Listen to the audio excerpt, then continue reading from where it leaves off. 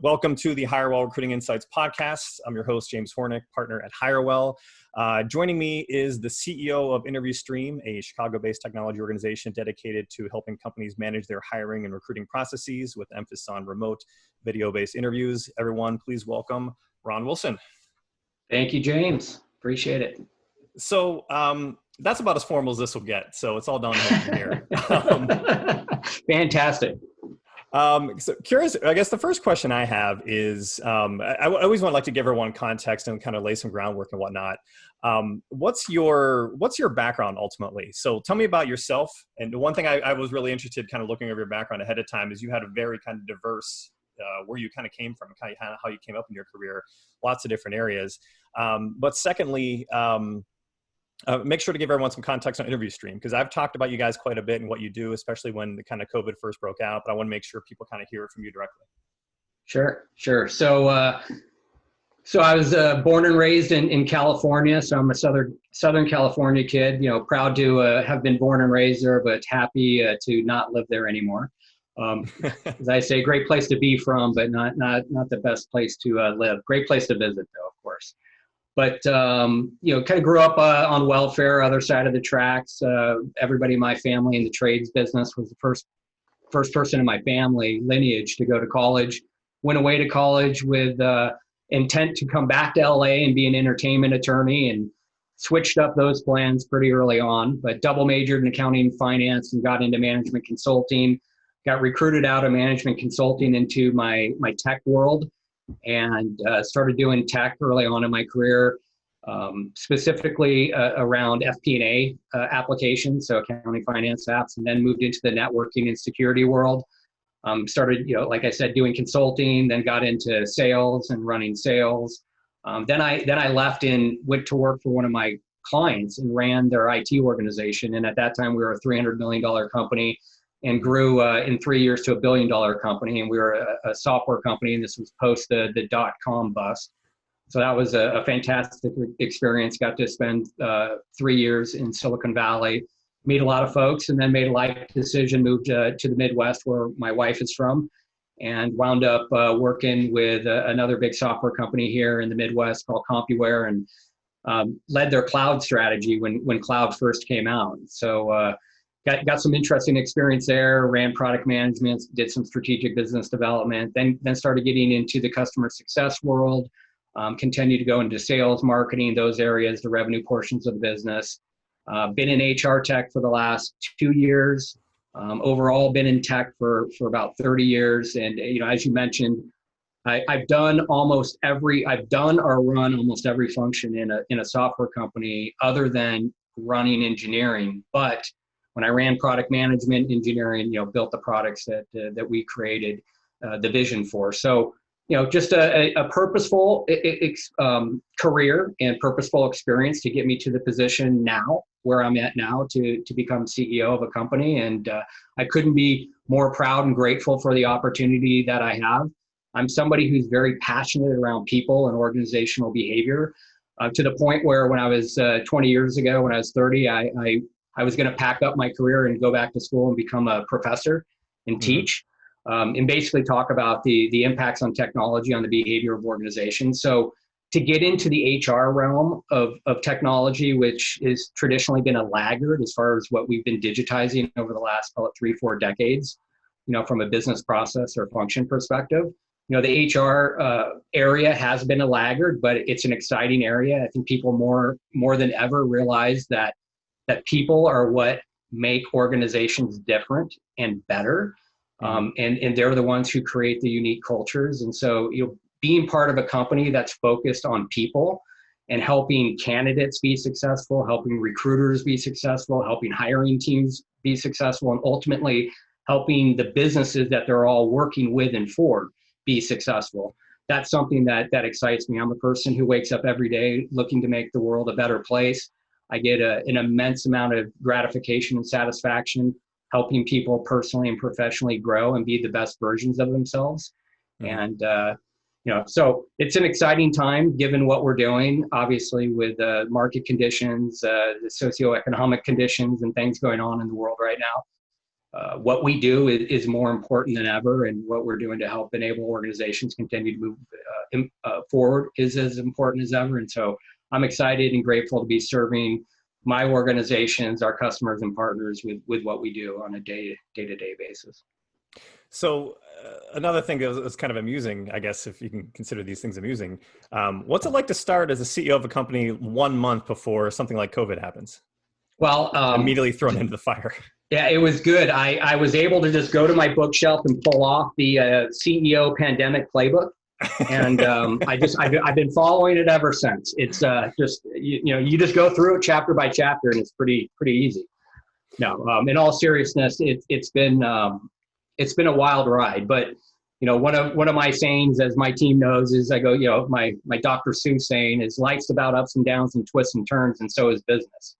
And certainly we're seeing some big ups and downs and twists and turns today. Certainly didn't anticipate what we're experiencing, but I knew people and culture were important, and I wanted to lay a foundation of the importance of our people and culture right away. And so in my first 30 days, I started on February 10th. In my first 30 days, I made it a point to meet with every single person in the company one-on-one. And get to know them on a personal basis, have them get to know me on a personal basis, and then me talk to them about my people strategy and what I expect around our culture and what we're going to be doing and where we're heading and what it's going to mean for them personally to be part of this organization and the opportunities that's going to create and the purpose that we have as an organization. So I was able in the first 30 days to really establish kind of where we're at today and where we're going tomorrow. And then on March 12th, I made the decision to close our offices. And that first 30 days and that opportunity to meet with everybody and lay that foundation of what the future was going to look like, this particular situation, closing the office, managing through the COVID pandemic, allowed me to demonstrate what I was actually talking about the world of a startup is like. Quick pivoting, changes, fast win, fast fail, unpredictable. So we really got to live it from that point forward. And I'm so incredibly proud and grateful of my organization leaning into that opportunity and reacting to it and enabling organizations to be successful that we work with, during these trying times. So I was going to say, if you're talking about the organizations you're working with during all this, like what new challenges, I guess, were you helping them work through? Like what were companies doing or really hung up on? What are some solutions you guys, and in what ways were you helping them specifically get through that? Well, obviously video interviewing is something that we've been doing for quite a while. I mean, decade plus. So the notion of doing interviewing over a video channel is not anything new, but as we know, most organizations still did not adopt it pervasively throughout their hiring process. They used it sporadically or opportunistically. And so most organizations have had to adapt completely to this new world order of no face-to-face interviews. And how do we engage the candidates and how do we engage the hiring teams throughout that process? So I think a lot of organizations have struggled with how do we bring this all together very quickly. Obviously, very tactically, organizations were able to leverage a WebEx, a Skype, a Zoom to facilitate the interactions between folks.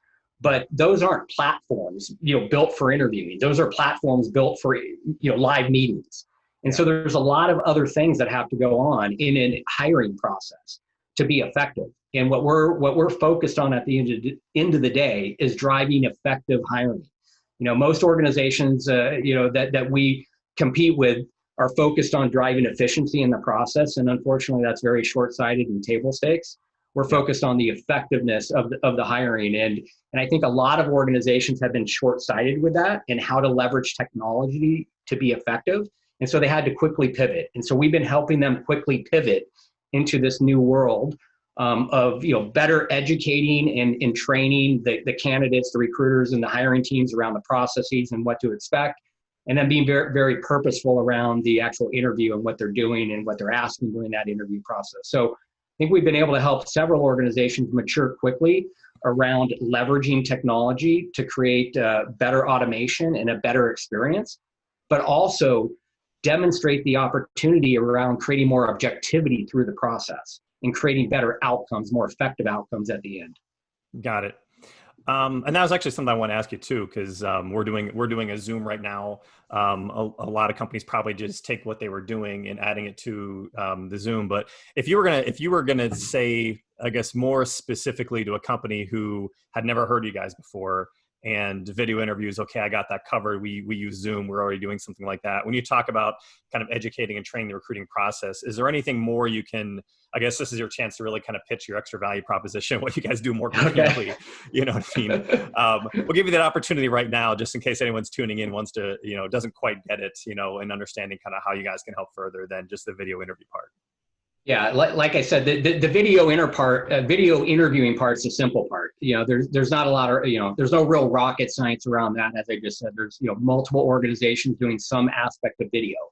Mm-hmm. But it's the things around that you need to do. And we believe it first starts with preparing the candidates. Mm-hmm. So recruiters today typically aren't afforded the opportunities to prepare the candidates that they're sourcing and bringing forward to the hiring manager and hiring teams to do their best in the interview process. And that's something recruiters should be doing, but they're not afforded that time because they're spending way too much time being administrators, coordinators, schedulers, and all other sorts of things, not being a recruiter. The other thing, so we enable organizations to prepare their candidates for the interview process, practice, feedback, things of that nature. The other thing that we're doing is preparing the hiring teams. This is another big miss. One of my favorite questions I ask people is like, when was the last time, James, you've actually been trained on interviewing? Mm-hmm. Yeah. It's a great question. I'm asking you the question. When was the last time you've been trained on it? Me formally trained? Yeah. It's very much school of hard knocks. Right. Exactly.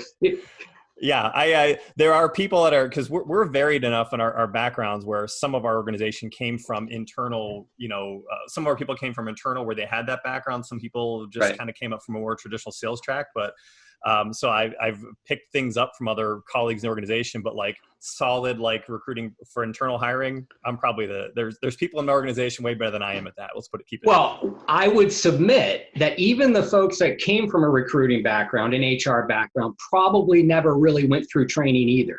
And if they did, it was long ago. And it was, so the point is there's a lot of subjectivity in an interview process. And there's a lot of biases that we naturally have as humans.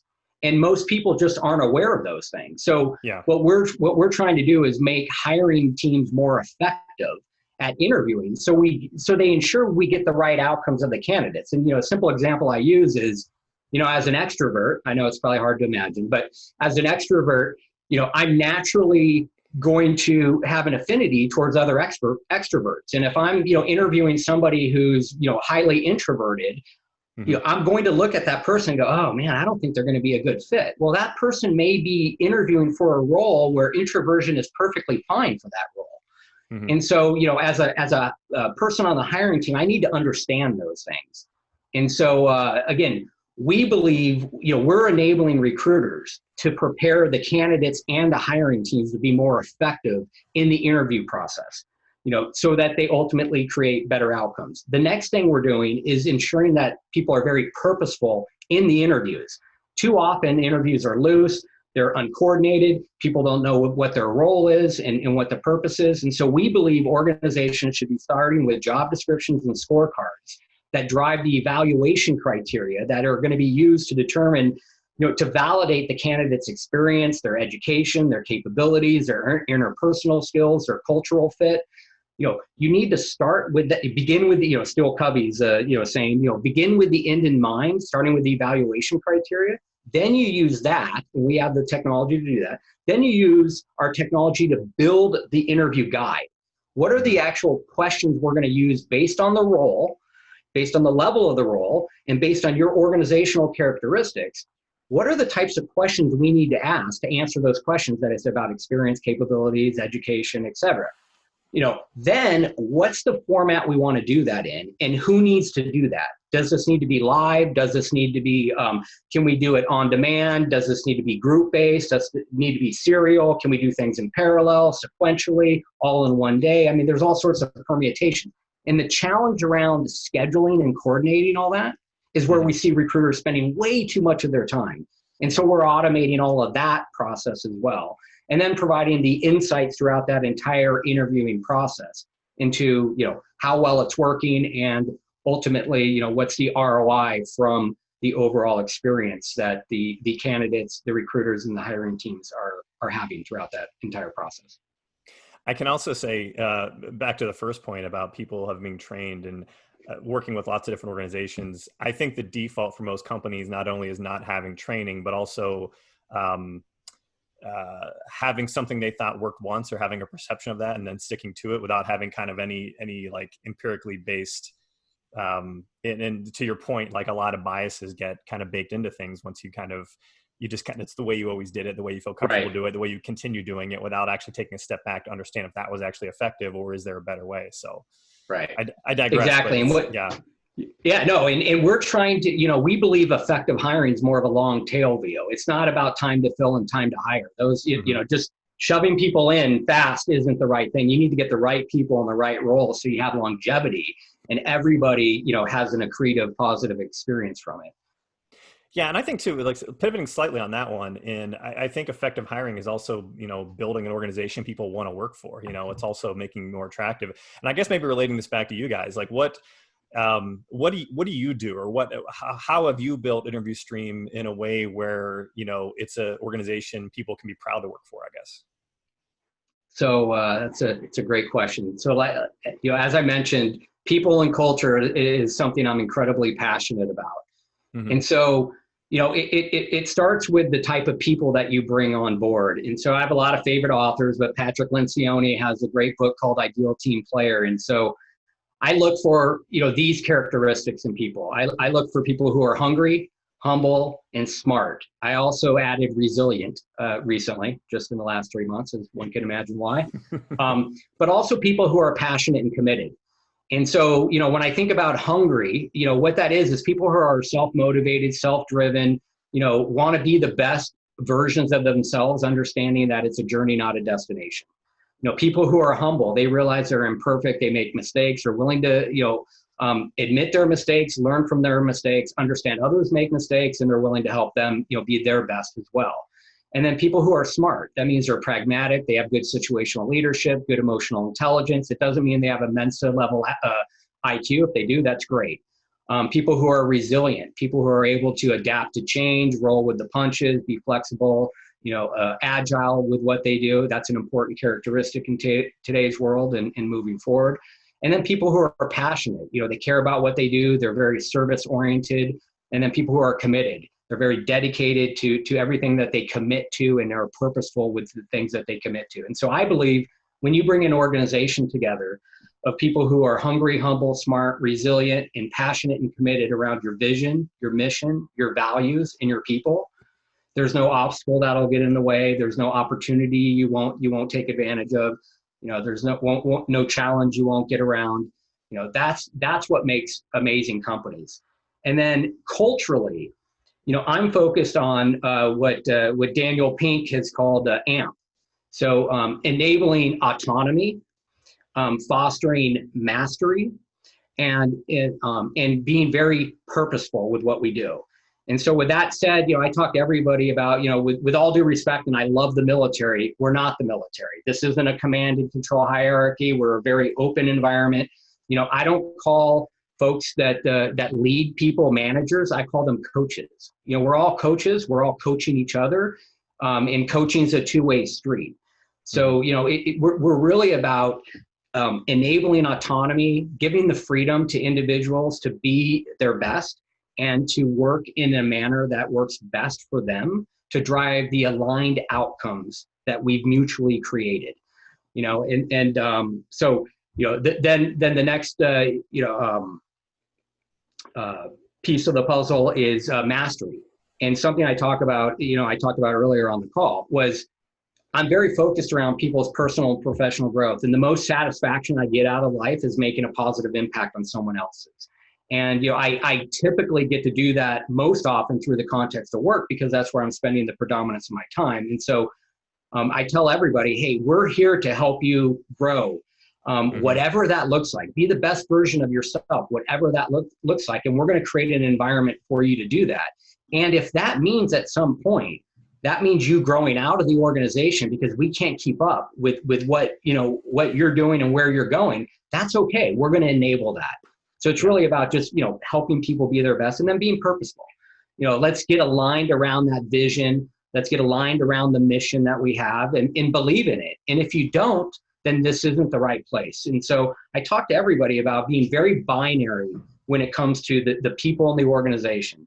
If you're not hungry, humble, smart, resilient, and passionate and committed around our vision, mission, values, and people, and the startup world doesn't excite you, the unpredictable, chaotic, world, doesn't excite you because of the amazing growth and being a bigger fish in a smaller pond doesn't excite you, then this isn't the right environment.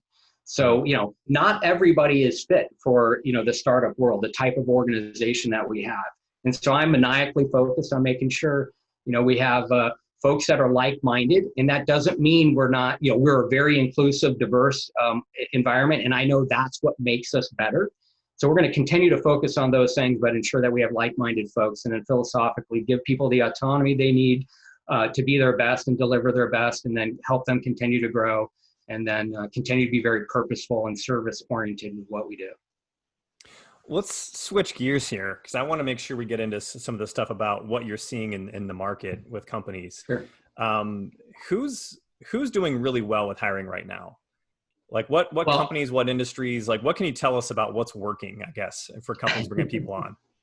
It's interesting. Right now, we're in a heightened state of hiring within K-12 and the universities. Mm-hmm. And so, they're all preparing, they're winding up their spring activities, and they're gearing up for fall. And so there's a tremendous amount of activity going on in K-12 and in university world. Now with that said, I think there's going to be a lot of uncertainty in the longer term around what happens in those areas because of the cascading effects of the federal and state funding and the lack of taxes because of businesses being shut down and things like that. So, we're being very mindful of watching not just what's happening today, but looking at what we think some cascading effects may be in the future. But those markets in particular are certainly very active, and we're seeing growth in those areas. We're starting to see retail pick up a bit as well. Mm-hmm. Healthcare was also still strong as an industry overall, and then we're seeing some manufacturing also start to kick in more as folks are starting to get back to work in those areas. In terms of best practices for companies that maybe hadn't done a ton of remote hiring, is there anything you've noticed that that's helped? Companies that are just having to do this for the first time and saw some early successes, are able to make a few tweaks. What are some takeaways you can give people along those lines? Yeah, I mean, you need to build structure in your process, and you need to rethink what you're doing because of the technology implication and your inability to be in person. I think communication is incredibly important. I think we haven't been doing a great job communicating between the candidates, the recruiters, and the candidates and recruiters often have decent, but recruiters, hiring teams. In today's world, it's more important than ever to keep people up to date, and especially the candidates. There's a lot of uncertainty going on right now. It's important to keep the candidates up to date and communicate better than you have previously. And another thing is making it easier to actually facilitate and do the interviews. And so you need to consider, is the live interview the best interaction for that stage in the hiring process? Would an on-demand interview be a better solution? Should you be providing resources to the candidates to help them prepare and practice beforehand? Bring these things to bear to help people be more comfortable. Because again, a lot of folks are now having to experience doing video where they've never done that before.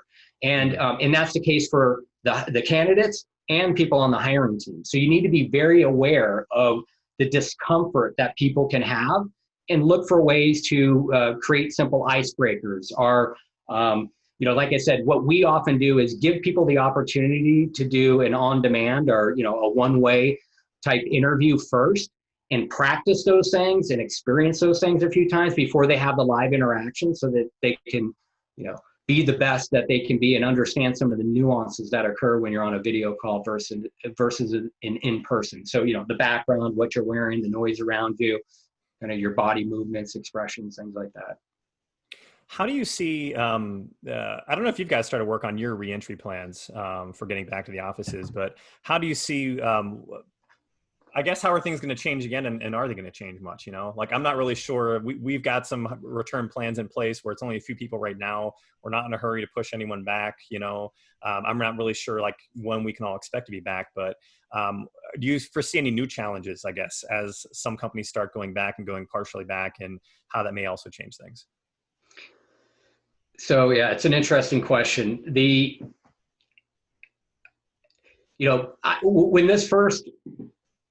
COVID first occurred and we shut the office down, I jokingly started telling some of my friends, short commercial real estate, because the work at home, remote worker movement has just reached its tipping point and it's never going back.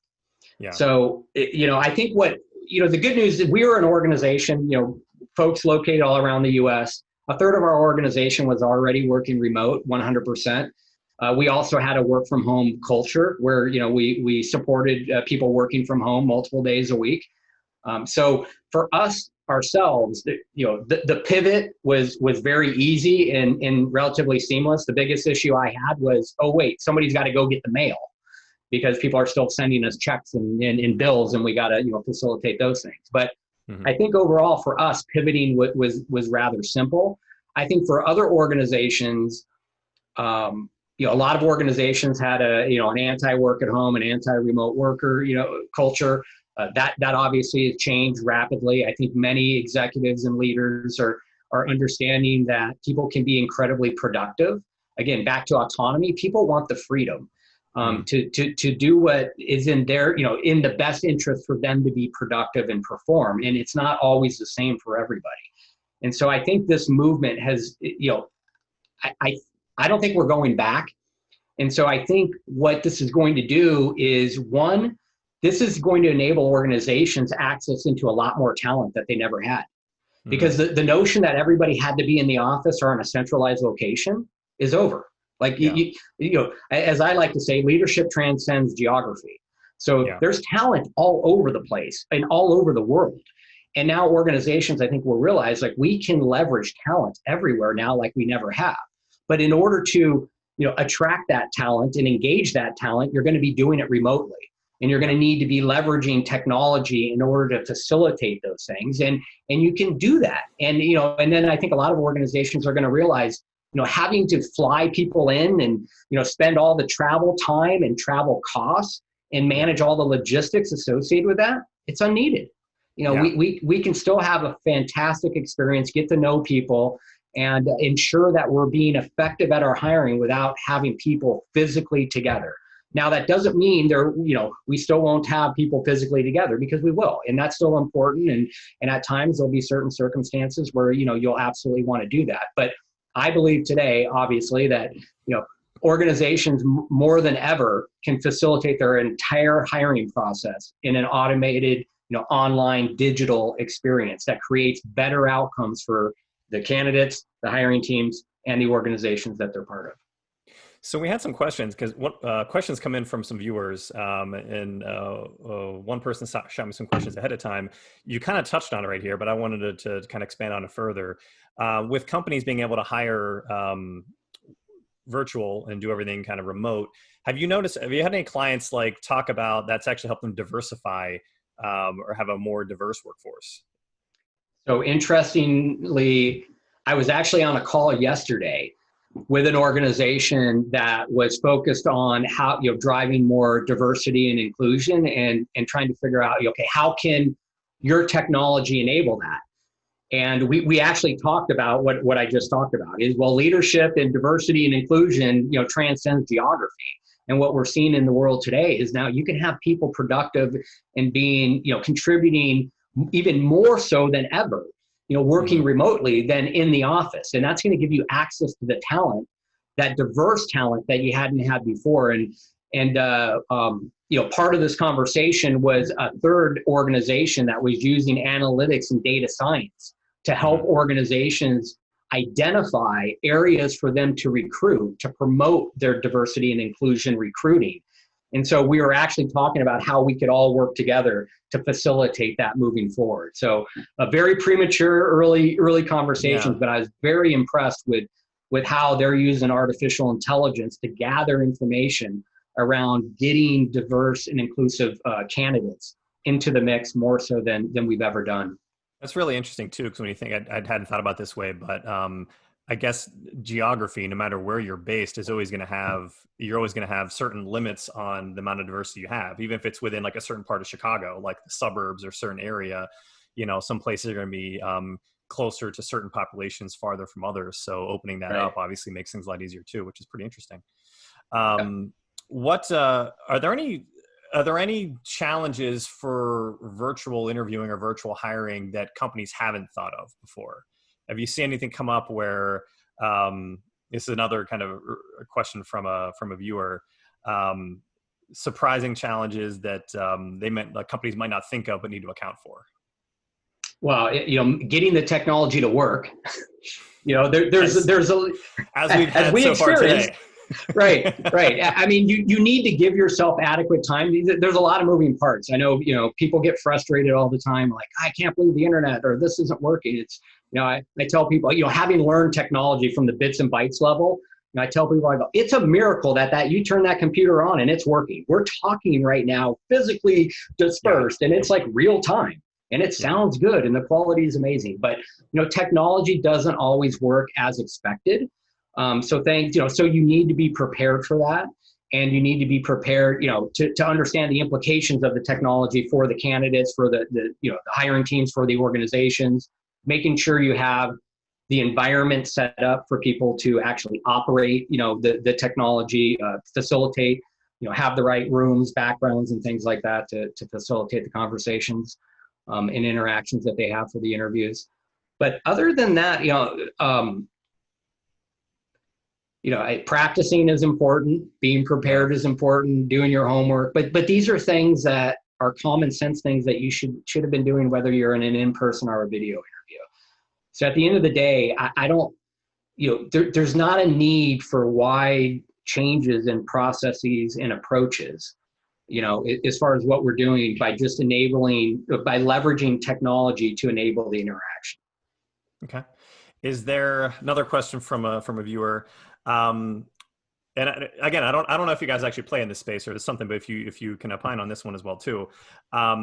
Sometimes there's tension between internal mobility, meaning promoting someone from within, versus hiring someone from the outside. Sometimes people internally are interviewing for positions. Do you guys get involved in that space? And do you have any, I don't know, do you guys facilitate internal interviews too? And I don't know if you have any process around kind of how companies might kind of, sort out that, and, are we going outside? Are we going inside? Are we comparing one against the other? I don't know if you have any thoughts on that whole space or whatnot. Yeah, so our technology can be leveraged for internal or external candidates. So we obviously enable organizations to do it either way. So wherever they post their jobs, so if they're using internal postings, they would leverage our technology. Often what we see is for a job posting, you click on a link.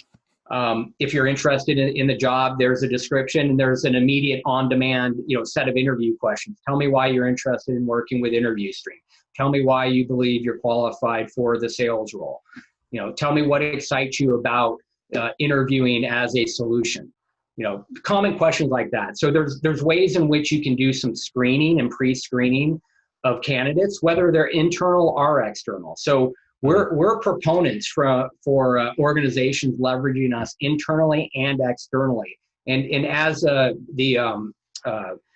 the person who submitted it, probably understands. A lot of times the focus on, the technology is all external, and people aren't using it internally. So we often, we make sure we let people understand the importance of using our technology internally. We've seen people use it for references, internal references when there is a role. I'm going to submit a quick on-demand summary of why I'm referring James in for this opportunity because he's a great candidate and here's what I know about him, and boom, that goes off to the recruiter or hiring manager, and voila, they move on. And so there's no reason why our people should be using the technology for both internal candidates and external candidates.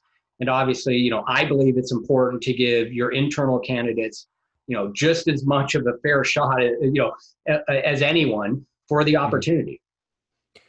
More questions from viewers. Is there any use of AI in InterviewStream's technology?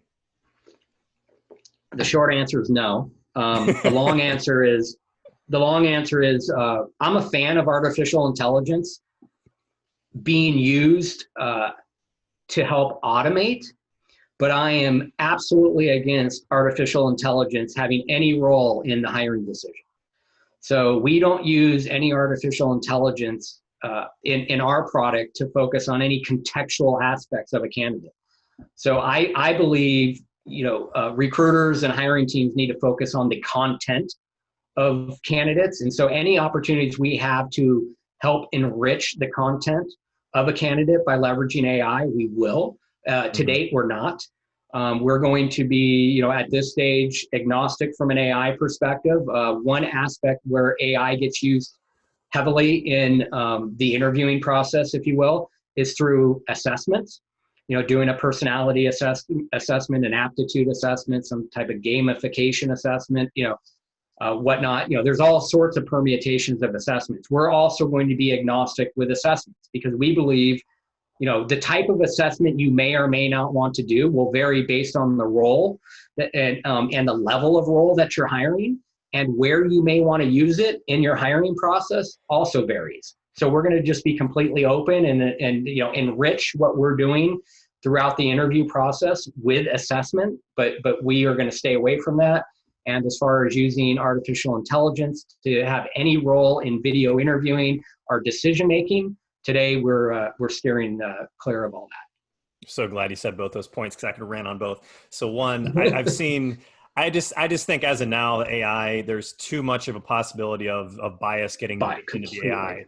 And it just drives me crazy that AI, machine, they're just buzzwords, right? You know what I mean? So many things get thrown around, and I get nervous because I've seen way too many instances of bias getting baked into decisions. Because there's so many things because once it's baked in there, you don't really have the ability to take it back out or take an objective look and realize, hey, we actually did the wrong thing.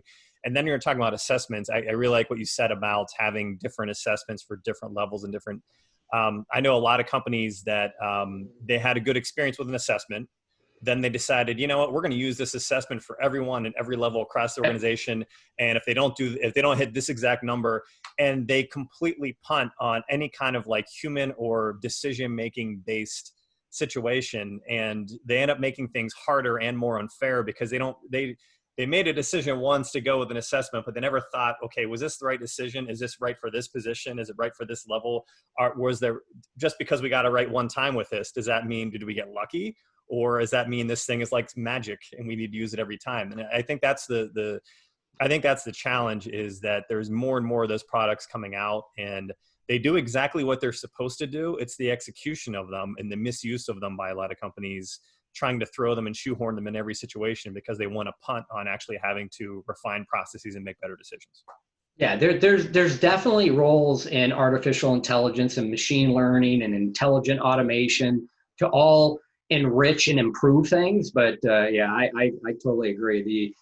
These buzzwords are getting overused, and the reality is humans create the algorithms and the technology that AI and ML and IA all use, and we're imperfect. And like you said, we have our objectives, our subjectivity and biases that exist, and those often can come out in that. And Yeah, there's ample, I've not met one recruiter yet who told me that they're excited about using AI to make hiring decisions. Yeah, plus I feel like people don't watch enough sci-fi movies. Like, aren't there been a million where they just like Minority Report, you know what I mean? Like, and Right, everything else where it just shows you how you can't predict these things. Anyway, I exactly. digress. Another question. So in the current environment, looking to the future, do you see any value for job seekers leveraging a pre-recorded interview available as part of their application value proposition? Which I think you guys actually do, right? Yeah, absolutely. I think I touched on this a little bit, but from a pre-screening process, there's a great opportunity to do that. There's also, there's companies today that are doing, video resumes. So the concept of video resumes, or a video summary of yourself, is nothing new, and I think that's going to continue to catch steam because it's easy to consume. In 2 minutes or less, you can kind of meet somebody, have somebody talk about themselves, and give you the essence of who they are and their experience, their education, their capabilities, and whatnot. And I think that's a good thing. And I think there's probably going to be more proactive opportunities for job seekers to leverage technology to do that proactively. And we certainly are seeing more organizations leveraging us from the apply stage, using the on-demand to get to know candidates. And again, where we would leverage AI machine learning in that would be to transcribe the audio down into text that then allows people to search through that text for keywords and phrases to determine, is the content of what the candidate said resonating with what we're looking for? If so, move forward. Interesting. Versus, yeah. So, that's how we're leveraging AI. Okay. I like it. I think that was all the questions we got from viewers. Is there anything else you wanted to highlight? I guess I want to make sure that if you had any kind of final words, I also kind of ask like, what's next for you guys, but I guess, are there any best practices or kind of key takeaways or, things people should know, whether they're interviewing or whether they're trying to hire people, before we kind of let you go here? Yeah. Be yourself, most importantly. Be communicative no matter who you are. If you're a candidate, ask about the interview process, ask about the technology that's going to be enabled, ask how they can help, ask the recruiter how they can help you prepare and be your best in the interview process. If you're part of the hiring team, ask the recruiters what they could be doing to better enable you. Ensure you begin with the end in mind, have the evaluation criteria, be purposeful around the questions that you're asking, make sure people are prepared when they're in the interview for their role. What are the things they're going to focus on? Create objectivity and bring to the surface the bias, the natural bias and subjectivity that we all have. Make people aware of those things before they engage in these processes, and I think you'll start to create better, more effective outcomes for everybody along the way. And so, embrace the technology. It's here to stay. This is the way of the future. The good news is, people have been doing video, Snapchatting, Instagram, social posts. We're in a society today where people are more and more comfortable using, these types of technologies. And so I'd say, embrace it, but make sure, be different too. It's going to be a competitive world. There's going to be, in low unemployment, it was a competitive world. In high unemployment, there's going to be a lot of candidates for different roles. It's more important than ever that organizations, recruiters, hiring teams are more effective than ever in their hiring to ensure that they create the competitive advantage that their people deliver for them. Last question. So what's next for you guys? What's next for InterviewStream? Yeah, so we're excited to continue building out our platform, better integrating our platform, creating a better user experience and user interface, modernizing it a bit, really creating the linkages, across the entire interview lifecycle, from the beginning of preparing and educating all of the constituents along to then being more purposeful around the evaluation and the guide building, leveraging the common video technology, enriching the scheduling and more delivering more automation around that, freeing up more time for the recruiters, and then providing actionable insights throughout that entire life cycle. And then finally linking all of that information and data back into onboarding, performance management, ongoing employee engagement to really show the linkages, with effective hiring and how those are creating competitive advantage, driving profitability, and driving the objectives of organizations and creating long-term, long-lasting relationships between the employees and the employers. Well, thanks for coming on. I love what you guys are doing. I don't even think we mentioned. I love the fact that you guys were giving your product away, product away for the first couple months, which was very commendable. Are you still doing that? I know it was like the first month or two, but yeah. Yeah, no, we again, another thing I never anticipated, coming in on the job, but we pivoted immediately. I knew, we wanted to help the economy keep moving, organizations keep moving, help people quickly adapt, understanding that our technology is very simple, easy to adopt and use. So immediately we opened up for free access, saying, hey, anybody who needs to continue facilitating their hiring process, you can leverage our technology. We had hundreds of organizations reach out to us and take us up on that. We've still got numerous organizations still working with us on it. We've extended it for several organizations moving forward, and so we're continuing to do what we can to help the broader community continue to move forward and continue getting people jobs and make sure organizations are being effective at their hiring. So we'll probably look at winding that down, but I'm anticipating, based on the success of that, we're going to wind up doing some free offerings moving forward. Haven't quite figured all that out yet. I'm sure my marketing team right now is going, what did he just say? I'm going to get a message from Monique right after this. Yeah, exactly. I think I just got a virtual kick from Monique. Yeah, it's like, what did he just say? Great. We're now what is he adding to the plate? No, but I think we have a great opportunity to open things up, and we're really looking at creating a community around interviewing. And I'm really passionate about helping everybody be prepared, whether it's high school students, doing interviewing, college students, our military veterans coming out into the job market, skilled-based hourly workers, professionals, you name it. Everybody has the opportunity to be better prepared and create better outcomes, more effective outcomes, from their interview experiences. And so that's what we're passionate about, and that's what we're going to be focused on. And, that's it's exciting stuff. And anything we can do in the short term, as we're all, adapting and working through the pandemic and whatnot,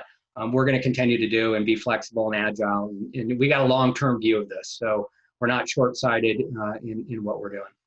Awesome. Well, hey, thanks for everything you're doing. I know all the companies you're working with that, especially the ones who are kind of in need with all that stuff, and you're able to help them out, was great for them as well. And I appreciate you coming on the podcast here. So I'm going to read this outro text. I usually butcher it, so see if I can get through it. Thanks everyone for listening to Hirewell's Recruiting Insights podcast. If you like what you heard and want more insights from our recruiting experts, visit hirewell.com/recruiting-insights. And remember to subscribe to the podcast on Apple Podcast, Google Podcast, Spotify, or YouTube. See you soon. Thanks, Ron. Thank you.